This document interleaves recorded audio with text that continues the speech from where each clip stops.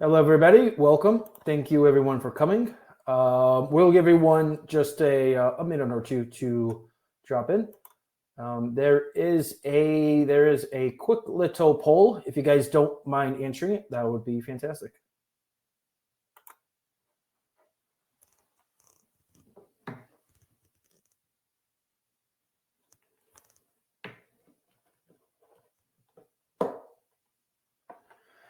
And if the answer is other, if you guys don't mind maybe sharing what that is just on the chat is set to private, so your responses will be private. No one else will see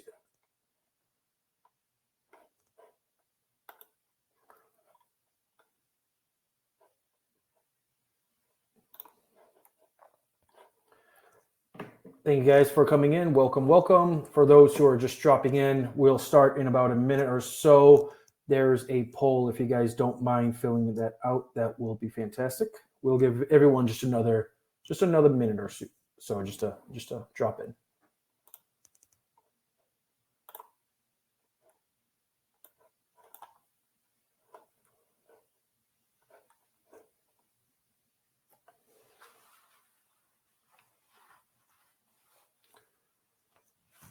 Welcome, guys. Okay, guys. I think we can get started. Going through the attendees list. Nice to see some new faces and some existing customers. So everyone, thank you very much for joining. We appreciate it. So maybe just for a little bit of background, since Q4 of 2023, we have been making some improvements to change management. So really the goal of this live demonstration is to highlight some of these changes that we have made to change management and offer maybe 5, 10, 15 minutes at the end to go over any questions that you might have. Of course, if there's not enough time, then we would be happy to open it up maybe for a 30-minute demo for our two parties to sit down and go deeper into your case study. Also, for everyone who is new to OpenBOM, change management is offered in our company plan. So if you want to, after this demo, navigate to our pricing page and you can learn more about our different pricing tiers and what else is included in the company plan. So without any further ado, I'm happy to pass it to Pedro, who's our customer success specialist. Pedro, please take it over. Okay, thanks, Jared. Thanks all for joining. So today we're going to talk about change management and also new enhancements for existing customers, and also trying to understand what sort of features we have. We'll go for a tour understanding those options. So the first thing about any sort of a change management challenges or problems, the first thing is you have to believe that the data that you see it's accurate, it's the latest. So the ability to log in to a system where you have your latest product structures and bill of materials, to have quickly information available and visual to identify components, do searches, quickly jump into drawings, for example, just quickly access documentation, uh, navigate and understand where used information. So, for example, what is the impact of changing this component, where it's used. So all these sort of quick answers can help with change management, because you can make faster decisions and you don't have to look around, go to different systems, or you believe that your data is spread over multiple Excel spreadsheets, and it's hard for you to understand these sort of dependencies. So before we go a lot into change management detail, first we're going to talk a bit about revisions, how to OpenBOM manage revisions. And then we go more deep dive into understanding change requests and change orders. We have done added new features that you can now manage and create engineering change templates. Like you can create a problem report, you can create a manufacturing change order, you can call it whatever you want, part of your existing process. And all of these features work out of the box. You don't need to set up workflows. So you just need to set up users, who's going to be approvers, and who's going to be notified about change management, and you can start collaborating, directly just using out of the box features. So let's first deep dive a bit on revisions. So you can create revisions in items, in catalogs. So every item on a catalog, if you go into the item revisions section, you can see which revisions an item has passed through. If you have change management enabled, you see also change requests and see which change requests are. And from here, you can actually create a change request directly on a specific item. You can also have access to history and understand what was the changes done in time in a specific item. So if you look into this example, there was a cost change in the item. Part of its changes through time. So everything it's traceable. You understand, why you did a change, last year. Understand, why changes were done. So you can have revisions in individual items. You can also have revisions in items that are a bill of material, they are an assembly. So if you look into an assembly of this product, let's say a bike as an example, you can see also different revisions available. So where to see revisions on assemblies, you can use the drop down on revisions, and if you have change management enabled, you can see that you can create new change requests on assemblies, or see an existing list of change requests for this product. And you also have access. You also have access to latest revisions, or a history of revisions of a specific item. So, for example, you can go and see that the first revision of this product had no blue lubricants, was just the first upload from CAD. You have access to the generated drawing links that was generated in this case from SolidWorks, and you have access to the drawing and which revision it was at that time. It was revision A. You can investigate and understand that there was a revision B, where lubricant was added, and the drawing is also changed. So we have history, and you have revision B on the drawing. There's revision B, and there's a ACO documented on the drawing title block. So another very quick and easy way to track revisions is when you do orders and you complete orders, the revision columns of any bill of material or item, they are stored in the order. So if you look into multiple orders, notice that they are read-only when they are released. So when you release to production, the order will become read-only, and the data in the order will become static. Like it no longer updates. So if you have a column in the order which says the revision of each item, like this example here, it's a very easy way to understand what was shipped or sent to this customer. So you can go back in time and see if you, for any reason, you need to manufacture again revision A of the drawing. You can go back and go back to history and have just a frozen revision, a list to what was shipped to the customer. So it's a very easy way to track revisions. You keep making changes on items, and then your orders have the quick view of history to what was shipped for each customer. So now let's deep dive a bit more into change management features and how to enable them. So you can enable this in the company administrator settings, and you tick the change management box. So enable change management and click save. Now we have moved some of the functionality where you was configuring which users will be approvers of change management. We moved this configuration to a different area in change management. Like if you go to change management in this area, so you go into change management over here, and we now have a new area called settings, where you can configure new change order templates. Like you can create a new change order template, name it whatever name you want, add a few set of attributes like impact, cost, So urgency, any sort of extra attributes that you want to manage the change. So I have a few different examples already pre-created. For example, the engineering change template would have impact assigned to an estimated cost as properties, and this is the list of approvers and who's going to be notified. So you can select which users are optional or mandatory. No changes here. This is the same. So mandatory will be a user that it be alerted, it can approve or reject. Um, but he has to input his views. Optional, he's optional to give his approval or request. Approval is like the same as administrator. He can approve the change even if there are other mandatory users. He can just approve it, like a manager or CEO doing approving a change.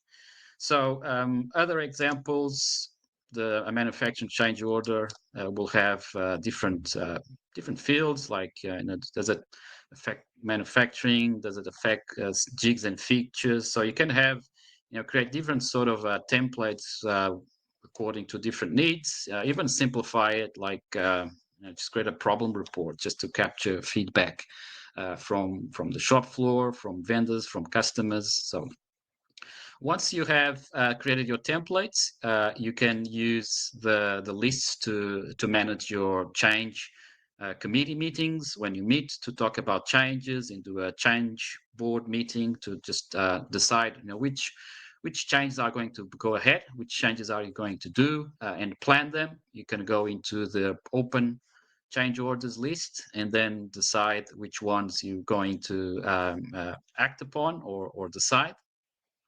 You can filter them by the different templates, like you can just look for engineering change. You can also filter by all the different sort of changes available. So a problem report, for example, would be just feedback from customer. This company sells bikes, and some customer fitted an electric motor and is complaining that it vibrates at 60 miles per hour. So some customer voice there you can also add.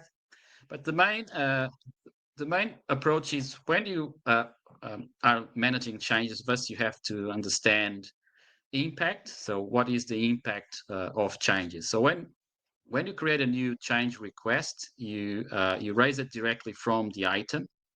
And when you create a new change request, for example, this let's investigate this one a bit further.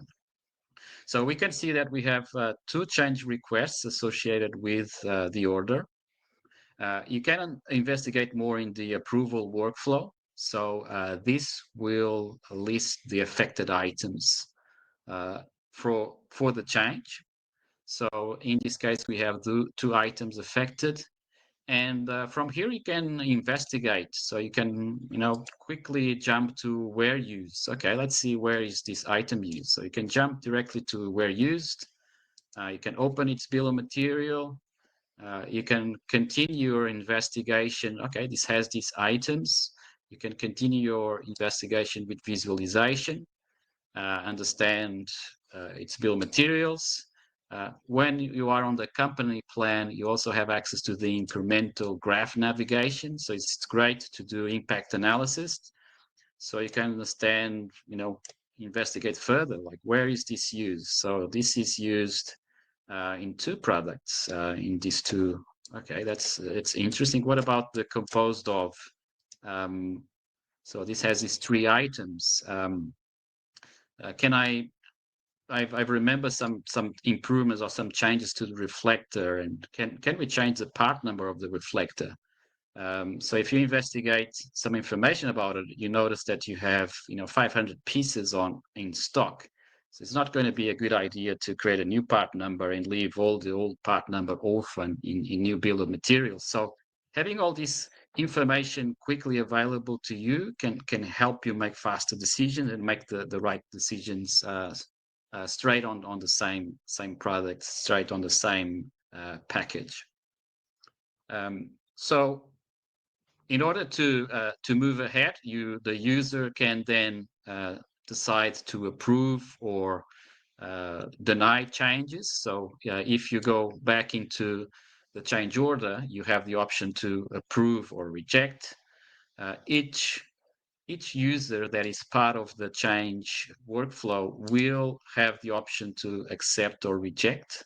If you have multiple users, they can give their feedback, could be quality, could be manufacturing, could be different sort of users to input their feedback about the change. We do send notifications to the users part of the change. Like if you look into this example here, let me just show you one possible, the change request email. So you will receive something like this. When there's a new change order, you will receive an email. When the change is approved, you receive the emails that the change is approved. So all the team members are notified, and all you need to do and then is just approve the change, and the change will be set to approve, and your list will be updated. So the list where you are, it will move to approved. So this is the order to manage changes. So look at the existing lists. You can collaborate and understand what feedback, what changes are required, and then you can collaborate with with your team members and plan when new revisions are going to be available, when you are going to release new revisions, and those then can increase revisions in OpenBOM. So a few more details around revisioning is you can share directly which sort of revision do you want to export with others. So for example, when we export data, you are exporting precisely each revision. So this, if you release a new revision part of the change process, then you have, the data can be changing in latest, but this package has all the files that were at that specific revision. So versus latest. So you can use the revision to export precisely which sort of drawings or step files are available. And also notice that the revision is on the URL. So when you have another OpenBOM user, you want to share a specific revision with him, you notice that you do have the URL there. So some other tips for existing customers and to use a specific revision. Notice that it's important to keep all items with revision levels. So all subassemblies should have a revision. So when you create a new revision, make sure that you have all levels with revision levels. And that's a quick tour around change management. So we talked about how to enable. We talked about how revisions work in OpenBOM. We've shown you the new features around in the engineering change templates, where you can manage different groups of users, different attributes, and collaborate on different sort of changes that you want to manage. And we saw how, in a very simple interface that works out of the box, you can see impact. You can understand, the impact of, where products are used, what are the dependencies. If you have, if you're going to affect production, if you have elements on stock, quickly jump into drawings to make faster decisions. So let's see. So that's what I have to show you today. Do we have any questions, Jared? Yes, Pedro, thank you. There are a few questions coming in. And guys, for the questions, just go to the chat and type them up. For the first one, when you make a revision to a BOM, are you also creating a revision for the item that the BOM belongs to? So no, you are not making a revision to the BOM that it relates to. You need to go one level up and then revise the parent. So you need to go where used and then create a revision of a bill of material at a higher level.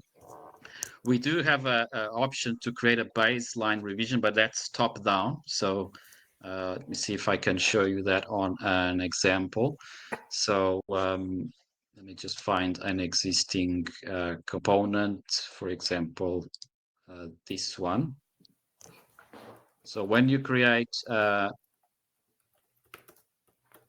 revision of a specific item, so let's create a change request. Maybe not this one. Let's look for another one. So let's see here. So work for another item. Maybe this one. Let's use this one.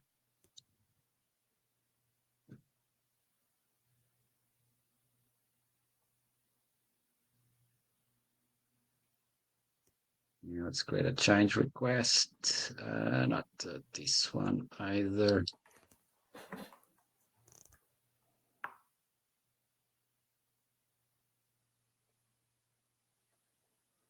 Let's use the reflector then.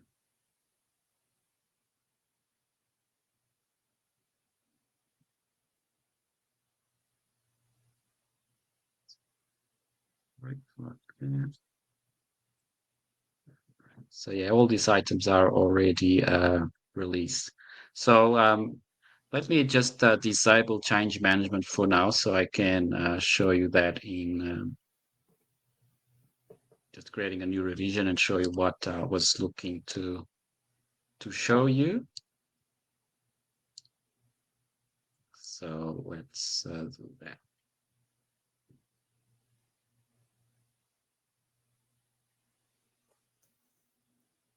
So that's what I want to show you. When you create a new revision, you have the ability to save the revision to all levels. So this will create a revision to all sub-BOMs, like all sub-assemblies will be revised and all the items will be revised. So answer your question, if you want to go up, you need to revise a sub-assembly and then go up to the parent and then revise that parent.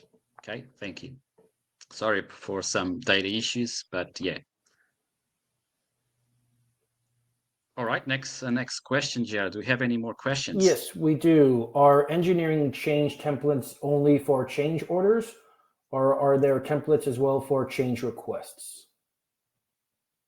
At the moment, the templates are just for change orders. We are making improvements to the change management process, including evaluate to link change requests with orders instead of the creation. So, but at the moment, templates is just for engineering change orders. Yes. Another one, if a part is released, you can't initiate a change request. Yes, you can. Like you can initiate a change request at any time, and so yeah, that's the start of the process to create a revision of that part. So yeah, at any time you can create a change request.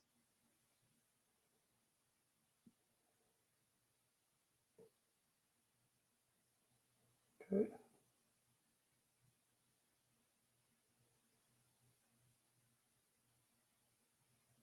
All right. Any other questions, Jared? One more. When you Yeah. make a bomb, you make a bomb for an item. For example, in your example, Pedro, does this also create a revision for the reflector assembly item in the catalog, or does it just make a revision for the bomb for the reflector assembly? So yeah, you just make a revision on the level you are, unless you tick that box to go down to all levels. That option that I've shown you. So in the other case, it's going bottom up. Like you start off a child subassembly, and then you move into the parents to create revisions going up. Okay. Do you guys have any extra questions?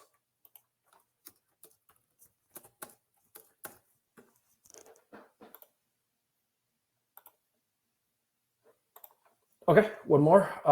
If a part is released but an engineer needs to make a change, should they do a change request before starting a change the CAD, or once the changes are complete and they are ready to publish the BOM? Yeah, so we keep in OpenBOM, we keep on updating the latest. So you can make the changes first. That updates the latest, and then when you are ready to approve those changes and freeze it as a revision, that's going to be released, and that's the one you share with others. Like that's the one you create a zip file, for example. Yeah, that would be the process. A lot of our data also it's available on the latest view, so we foment the agility to keep just doing updates and sharing updates with others. And in this case, you can use the orders to have access to at which level the revision was on at that level, as I shown you as an example, to use the order read only, like when the order is created, it's frozen, so you can see the revision columns to what was sent at a specific time. So that's also a good approach to understand the release states at different shipments, different orders, different customers. Hey guys, are there any other questions? Is there Pedro, we got one more. Is there a way to determine if the last revision matches the latest change, i.e. if I need to signal to the shop floor that the current released revision may have a change in work from the latest? So when you create change requests, you can view what has changed in a specific area. So let's see if I can show you that in an example. So if let's open this item here, and let's see its revisions. So when you have change requests and you click on that little review eye there, it's gonna list what has changed in latest. Like you have a history to what was added and modified, so you can understand what was changing in latest. But it's not going to give you a full view if that's important for manufacturing or not. It's just a view to understand what sort of metadata was changed. So yeah, it's possible to understand what changed in latest, but it's the change requests are the best place to understand what has modified in latest in terms of attributes changing. So that's where you can track it and narrow it down. Great. Okay. Okay, guys. If there are any questions that we did not answer, if there's something that you just think of, please reach out to support@openbom.com and we would be happy to answer any of those questions. Thank you everyone for joining us today. There will also be a recording so you guys can send it to your colleagues or anyone or anyone else. All right. Thank you everyone. Have a great day. Okay. Bye-bye. Thank you. Thanks. Bye.